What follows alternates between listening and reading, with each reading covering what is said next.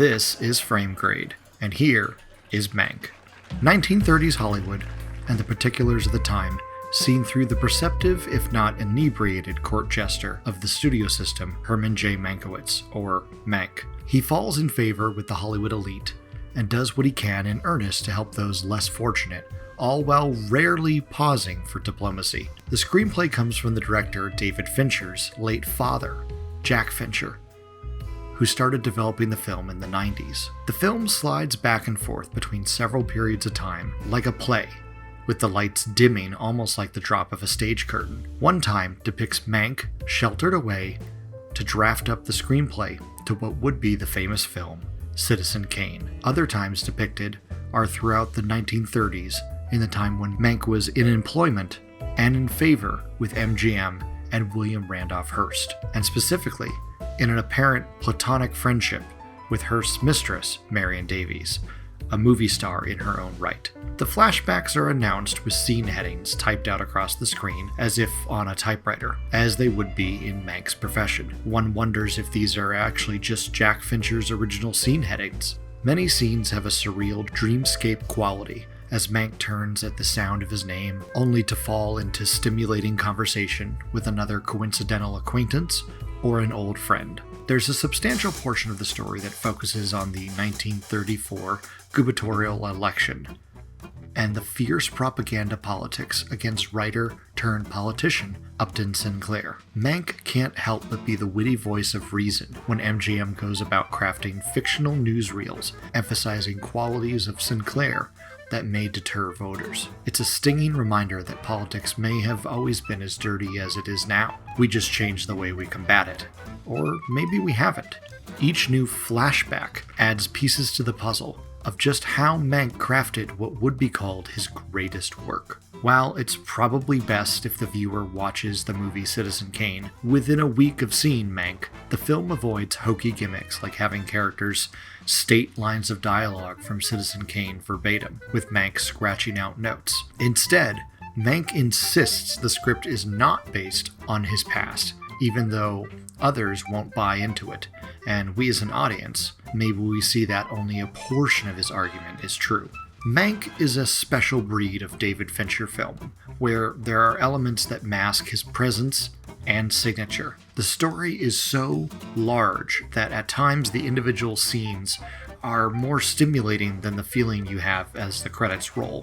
The design of the cinematography by Eric Messerschmidt has a distinct classic noir look, might be purposefully indiscernible at times. It may even be a callback to how concealed the steadfast reporter is in the actual film Citizen Kane.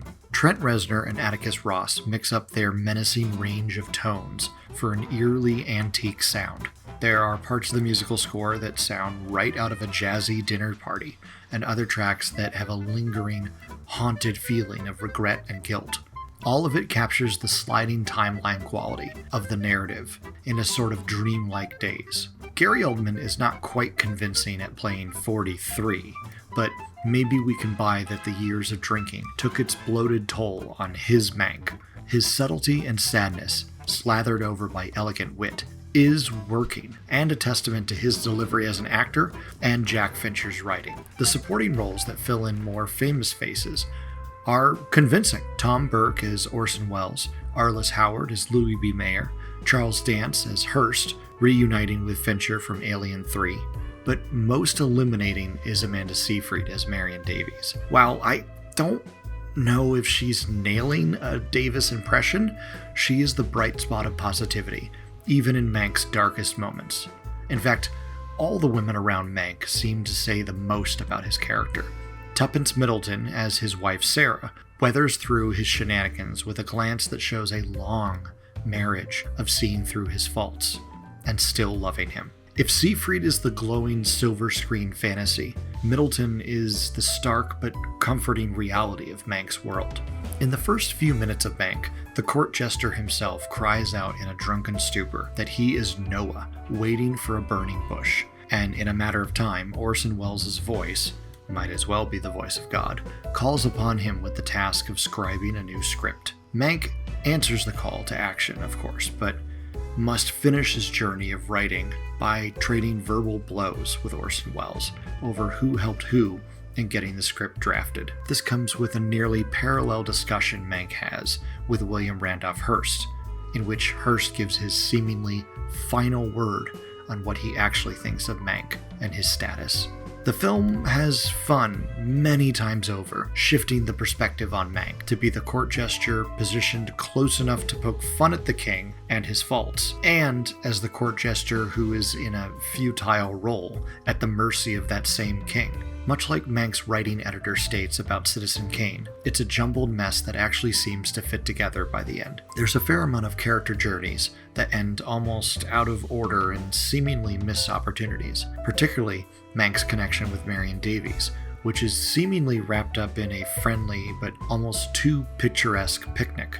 Then later in a flashback, this end is challenged where Davies walks away in disgust. Fincher is a world-class director of precise measure, and he knows what he's doing here.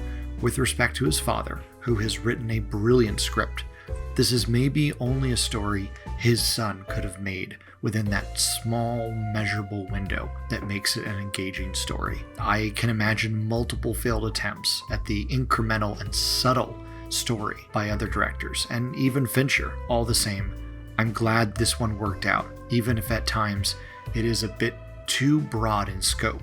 I certainly have Fincher films that I hold in much higher regard than Mank, but nonetheless, it's still an intriguing venture.